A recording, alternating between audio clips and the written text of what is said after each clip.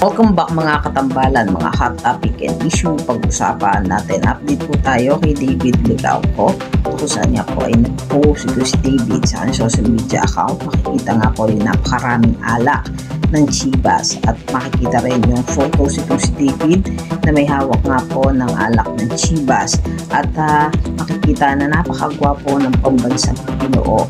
Matatandaan nga po na nito lang nagkaroon ng dinner itong si David kasama nga po ang Chivas family at nakilala itong si David bilang new faces ng Chivas at si David nga po ang bagong brand ambassador ng naturang alak. Samantalang nagkaroon naman ng training itong si David ng basketball na kung saan nga po ay maglalaro itong si David para po sa Team School of Discarte.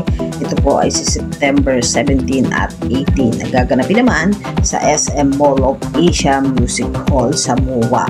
At maglalaro nga po itong si David ng Influencer Cup category na kung saan nga ay nag-practice nga itong si David para po sa paghahanda niya sa paglalaro niya para sa Team School of Discarte.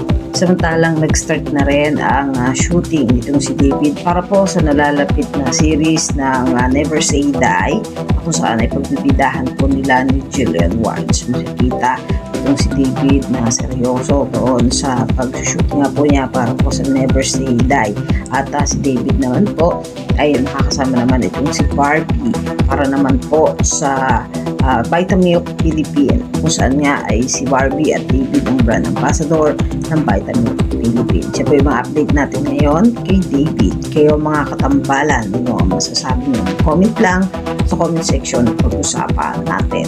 Yan ang mga hot topic and issue dito lamang sa Tambalang JQ.